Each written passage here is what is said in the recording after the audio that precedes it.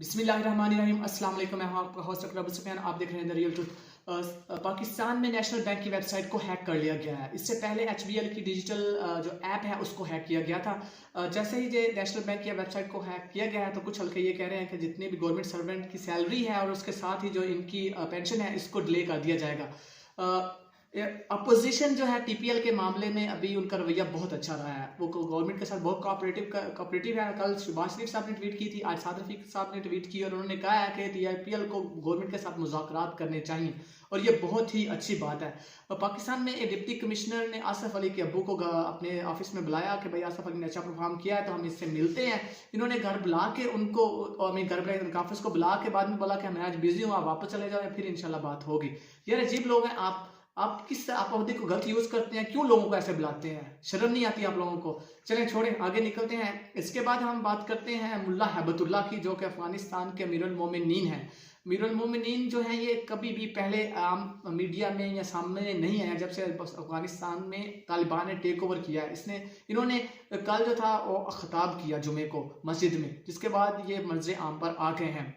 अब बात करते हैं अपने हमसाया मुल्क भारत के ऊपर, जहाँ पे इंसानों के धरने को लेकर बहुत बड़े बयान सामने आ रहे हैं। राकेश ताकेर जो कि किसानों के रहनुमा हैं, इन्होंने एक बयान ये दिया है कि अगर पुलिस ने हमें रास्ते से हटाने का कोई जवाब ढूंढा या हटाने की कोशिश की तो जितने भी हम सरकारी दफातर हैं इनको गला मंडी बना देंगे। इन्होंने ये बयान इसलिए दिया कि इनको इंटरनल खबर जो कि अंदर से ये मिली थी कि भाई पुलिस बहुत ज़्यादा असला और बहुत ज़्यादा वेपनरी और कुछ इस तरह की चीज़ें जमा कर रही है, जो प्लान कर रही है कि किसानों को रास्ते से हटा दिया जाए।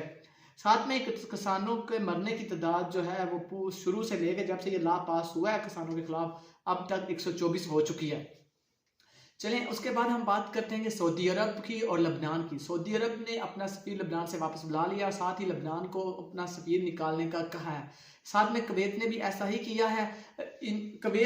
लबनान जो है उसका कहना ये है कि जो सऊदी अरब है ये यमन जंग में इन्वॉल्व है, जबकि सऊदी अरब ने कहा है कि जो लबनान की कुछ एजेंसियां हैं जो ड्रग डीलिंग का काम करती हैं तो इसलिए हमने ऐसा किया है।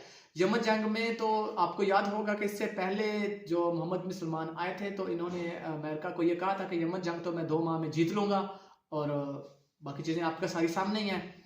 चलें आगे निकलते हैं। पाकिस्तान में ह्यूमन ट्रैफिकिंग के एक केस हुआ है जिसमें इस तरह से हुआ कि इमिग्रेशन के 2 बंदे इस्लामाबाद से गिरफ्तार कर लिए गए हैं जो कि ह्यूमन ट्रैफिकिंग में इल्मात थे। लोगों के फेक डॉक्यूमेंट बना के उनको बाहर ले जाते थे, इस वजह से इनको जो है अरेस्ट कर लिया गया है। ईरानी हैकर्स ने आज किया है बहुत बड़ा धमाल। इन्होंने ऐसा किया है कि इसराइल की मिलिट्री का डाटा जो है चोरी किया, हैक करने के बाद ये डाटा ले उड़े हैं। इसके बाद इसराइल ने सिक्योरिटी साइबर अलर्ट जारी किया है अपने मुल्क में। ये 4 साल के बाद कोई भी सिक्योरिटी साइबर हमला जो है इसराइल के ऊपर हुआ है। इसराइल की जब गजा के साथ लड़ाई हुई थी तो तब भी किसी किस्म का कोई साइबर हमला नहीं हुआ था। आजकल साइबर हमले बहुत ज़्यादा बढ़ते जा रहे हैं। इंडिया ने इससे पहले क्लेम किया था कि चाइना ने हमारे ऊपर साइबर हमला किया है और इन्होंने साइबर हमला करके हमारी बिजली जो है ब्लैकआउट किया। ब्लैकआउट का मतलब है कि बिजली बंद कर दिया। इसी तरह से कुछ आजकल चाइना में हो रहा है, एनर्जी क्राइसिस यहाँ पे भी चल रहा है। तो यहाँ पे अमेरिकन ये कहते हैं कि चाइना के ऊपर भी कुछ इसी तरह का ब्लैकआउट या जो है साइबर हमले हो रहे हैं। अल्लाह वल्लाह ये देखते हैं कि एग्जैक्ट चीज़ें किस तरह से हैं।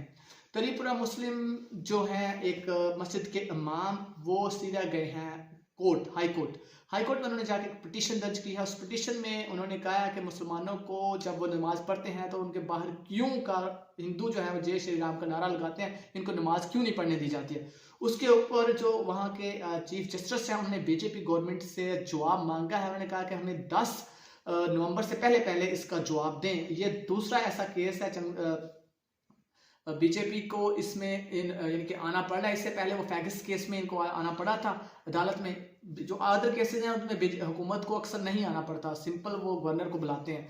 महबूबा मुफ्ती ने एक खत लिखा है नरेंद्र मोदी को और कहा है कि जो आपने कश्मीरी पकड़े हुए हैं जिन्होंने पाकिस्तान के मैच में सेलिब्रेशन की थी, प्लीज़ इनको छोड़ दें। आपके लोगों का, कारकुनों का और साथ में जो वकला है उनका जो रवैया है वो ज़्यादा अच्छा नहीं है। आज के लिए इतना ही, मुझे इजाज़त दीजिए। मैं आपका होस्ट डॉक्टर अबू सुफियान। हमारे